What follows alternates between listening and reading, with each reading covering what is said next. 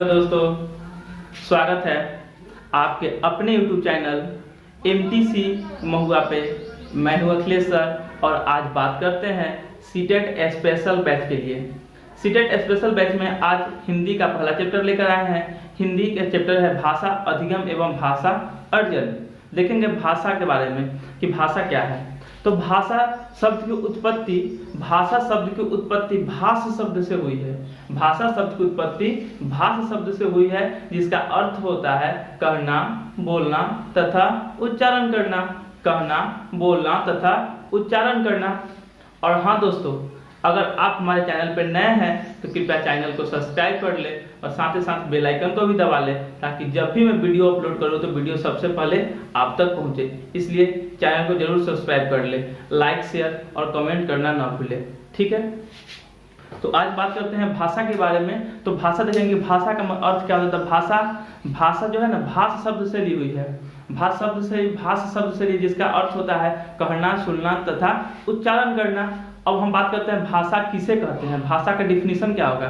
तो भाषा यहाँ पे लिखा हुआ है कि भाषा मुख से निकलने वाली सार्थक समूह भाषा मुख से निकलने वाली सार्थक शब्द का समूह है, जिसके द्वारा हम अपने विचारों का आदान प्रदान करते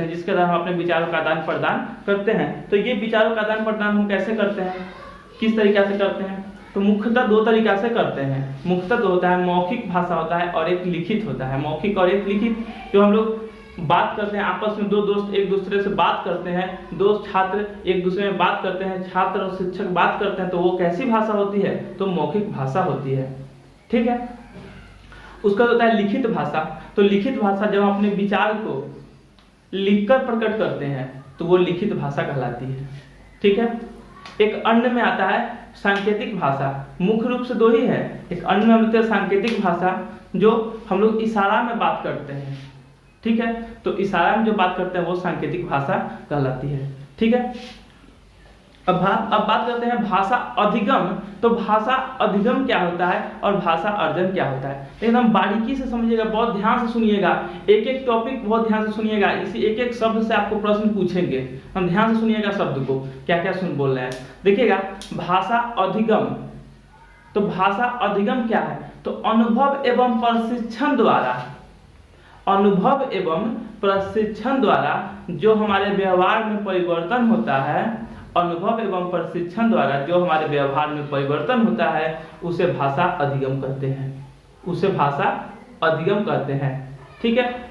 अब बात करते हैं अर्जन की। भाषा अर्जन क्या है, तो भाषा अर्जन सीधे तौर पे हम कह सकते हैं कि भाषा अर्जन यूं ही अनायास, स्वाभाविक, सरल तरीके से जो अर्जित करते हैं वही भाषा अर्जन कहलाती है, ठीक है। यानी कि सरल, स्वाभाविक, अनौपचारिक तरीका से, सहज तरीका से जो अर्जित करते हैं जिस बात को, वो क्या कहलाता है, भाषा अर्जन कहलाता है। जैसे मान लीजिए कि हम गाड़ी से कहीं जा रहे हैं और बीच में कोई हमको गाली देता है, ठीक है। अगर गाली देता है तो हम उसको सुनेंगे तो वो क्या कहलाएगा, मेरे लिए क्या होगा, भाषा अर्जन होगा, क्योंकि आसानी से हो रहा है, मुक्त वातावरण में हो रहा है, ठीक है। मुक्त वातावरण है कि सरल, स्वाभाविक, अनौपचारिक तरीका से जो मुक्त वातावरण में कुछ भी हम जो सुनते हैं वो क्या है, भाषा अर्जन कहलाता है, ठीक है। तो अब देखेंगे कि भाषा अधिगम के कुछ मुख्य बिंदु है। भाषा अधिगम के कुछ महत्वपूर्ण बिंदु लेकर के आए हैं, जो आपके सीटेट एग्जाम में सीधे प्रश्न आते हैं, ठीक है। तो उस बिंदु को, एक एक बिंदु को पढ़ेंगे और आपको समझाते हैं कि एक एक बिंदु का क्या है, ठीक है। तो ये देखिए, भाषा अधिगम के महत्वपूर्ण बिंदु। भाषा एक नियमबद्ध व्यवस्था है। अब भाषा क्या, एक नियमबद्ध है, हमेशा नियम के अनुसार ही चलता है, क्या। अब देखिए, भाषा निरंतर परिवर्तनशील है, यह हमेशा बदलते रहता है। अब मान लीजिए कि भाषा शुरू में क्या करता है, बहुत भाषा मतलब कठिन लगता है। जब बच्चा मतलब जो भाषा सीखना प्रारंभ करता है, जब विद्यालय में जाता है, उसको बहुत कठिन लगता है भाषा। धीरे धीरे क्या हो जाता है, वो सरल होता है। तो ये हमेशा परिवर्तनशील होता है, भाषा निरंतर परिवर्तनशील है। तो इसमें मेन टॉपिक क्या है कि भाषा क्या है, तो परिवर्तनशील है। ये टॉपिक को देखिएगा, भाषा परिवर्तनशील है। भाषा क्या है, भाषा एक नियमबद्ध व्यवस्था है, भाषा एक नियमबद्ध व्यवस्था है, भाषा परिवर्तनशील है। भाषा के प्रभाव जटिल से सरल, देखिएगा इस पॉइंट को देखिएगा ध्यान से, भाषा का प्रभाव जटिल से सरल, ये आपके सीटेट एग्जाम में भी पूछा है कि भाषा का प्रभाव कैसे होता है, तो भाषा का प्रभाव जटिल से सरल की ओर होता है। जटिल जैसे देखिए बच्चा जब विद्यालय जाता है तो उसको बहुत कठिनाई होती है भाषा पढ़ने में, तो कठिनाई होती है तो वो जटिल होती है, बहुत सारा मतलब पढ़ने में परेशानियां होती है उसको। जब वो इस चीज को जानने लगता है, धीरे धीरे जानने लगता है, तो उसको क्या है, उसके लिए क्या हो जाता है, हल्का हो जाता है, सरल हो जाता है। तो भाषा का प्रभाव जटिल से सरल की ओर होता है। और ये सीटेट एग्जाम में पूछा है क्वेश्चन कि भाषा का प्रभाव किस रूप में होता है, तो आपको ऑप्शन रहेगा जटिल से सरल की ओर, सरल से जटिल की ओर, तो आपको जटिल से सरल की ओर मानना है।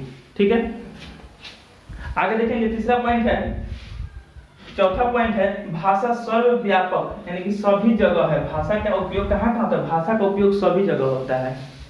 जो भाषा होगा वहाँ का, वो भाषा का उपयोग हमेशा होगा, सभी जगह होगा भाषा का उपयोग। अब देखेंगे संयुक्त परिवार में बच्चे का भाषा का विकास अच्छा होता है। तो कहाँ होता है, तो संयुक्त परिवार में होता है। जिससे परिवार में सभी लोग रहते हैं, बहुत सारे लोग रहते हैं, संयुक्त परिवार में मिला हुआ परिवार होता है, तो वहाँ पे बच्चे का भाषा विकास बहुत अच्छा होता है। अगर बच्चा जन्म लेता है और उसको रूम में बंद कर दीजिए, तो क्या उसमें भाषा का विकास होगा, नहीं होगा। लेकिन उसको एक अच्छे वातावरण में रखिए, एक संयुक्त परिवार में रखिए, तो वो क्या करेगा, भाषा सीखेगा, बड़े से सीखेगा, अनुकरण करेगा। जैसे जैसे हम बोलेंगे वैसे वैसे पीछे से मेरा बच्चा बोलेगा, क्या, तो वो क्या अनुकरण करेगा, सीखेगा, अभ्यास करेगा, दोहरा के जो हम बात बोलेंगे वही। भाषा को 3 तरह से सीखा जाता है, तो वही अनुकरण करेगा, जैसे हम बोलेंगे उसके पीछे पीछे बोलेगा, दोहराएगा।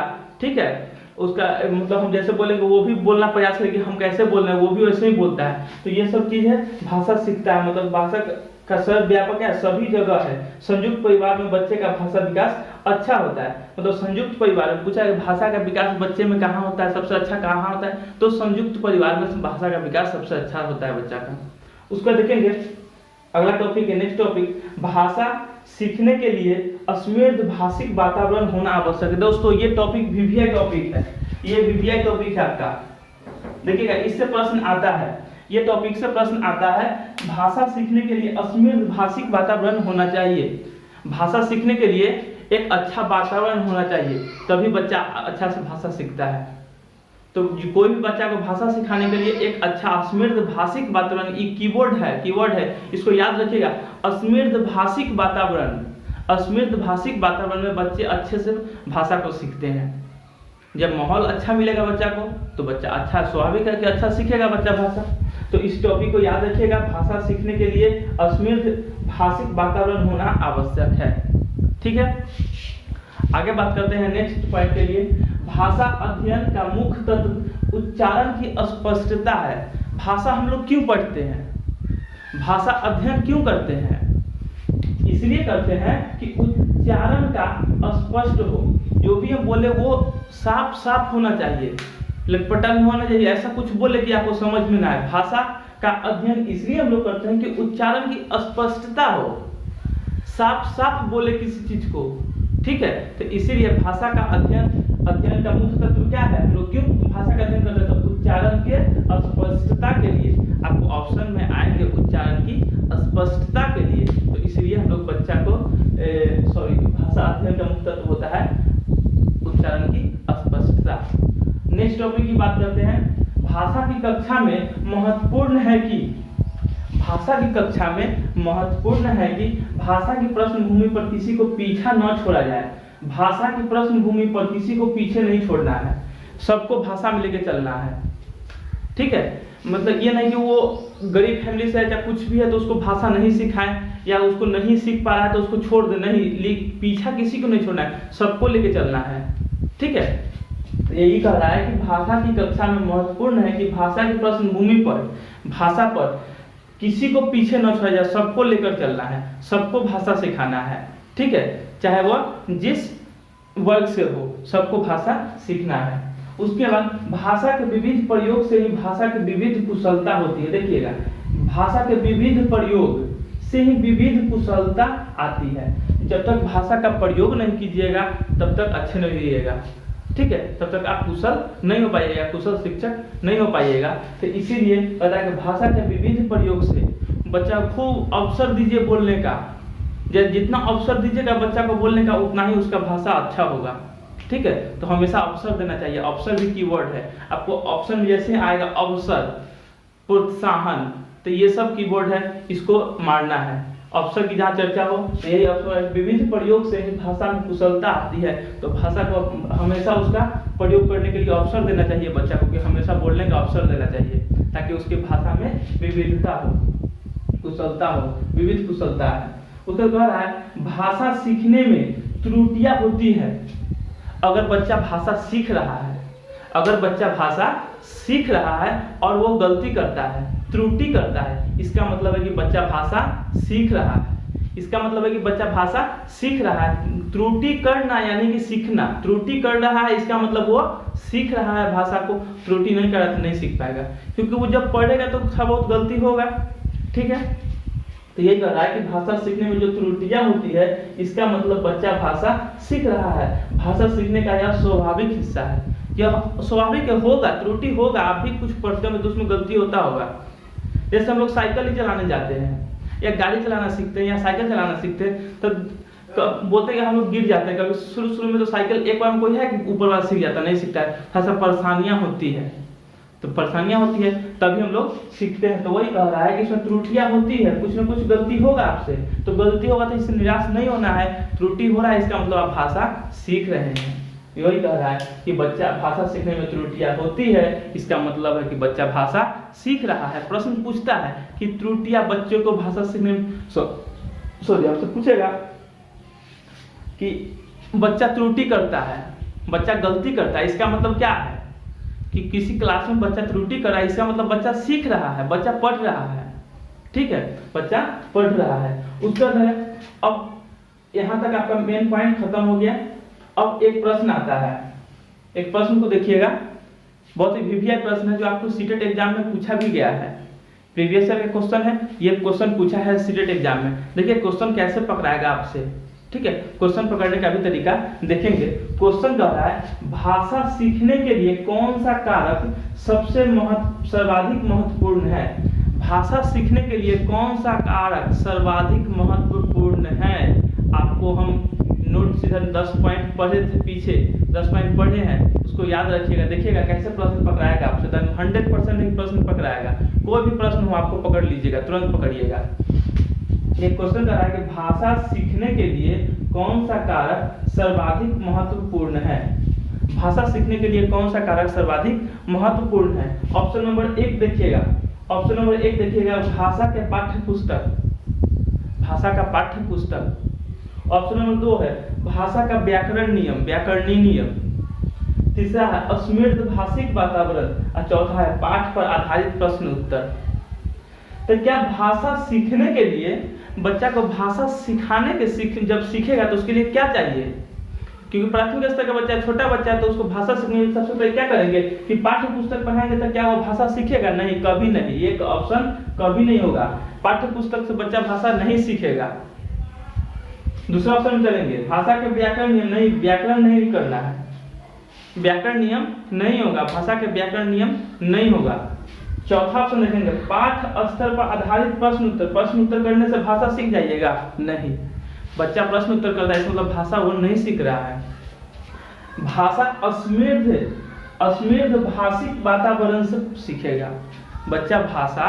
भाषा के लिए सबसे सर्वाधिक महत्वपूर्ण कौन होगा? तो अस्मृत भाषिक वातावरण होगा, अस्मृत भाषिक वातावरण होगा। तो भाषा सीखने के लिए सबसे महत्वपूर्ण बिंदु है, महत्वपूर्ण कारक है, तो वो है अस्मृत भाषिक वातावरण, जो हम यहाँ पे बताए थे। उसमें वीवीआई टॉपिक है, भाषा सीखने के लिए अस्मृत भाषिक वातावरण का होना आवश्यक है, अस्मृत भाषावरण का होना आवश्यक है। तो यही यहाँ पे क्वेश्चन था कि भाषा सीखने के लिए कौन सा कारक सर्वाधिक महत्वपूर्ण है। आप लोगों को समझ में आ गया कि अस्मृत भाषिक वातावरण सबसे महत्वपूर्ण है भाषा सीखने के लिए। आगे हम लोग चर्चा करते हैं भाषा अधिगम एवं भाषा अर्जन। भाषा अधिगम का महत्वपूर्ण बिंदु लिखा थे, भाषा अधिगम, भाषा अर्जन और भाषा अधिगम के बारे में बताए हैं। और आगे हम फिर प्रश्न करेंगे इस पे भाषा अधिगम एवं भाषा अर्जन पर फिर प्रश्न आपसे अगला वीडियो में करेंगे। और अगला वीडियो में भाषा अधिगम एवं भाषा अधिगम को, अर्जन एवं अधिगम को अलग अलग करके बताएंगे, समझाएंगे कि भाषा अधिगम क्या है, उसमें दोनों में अंतर स्पष्ट करेंगे और आपको बहुत ही आसानी से समझ में आएगा।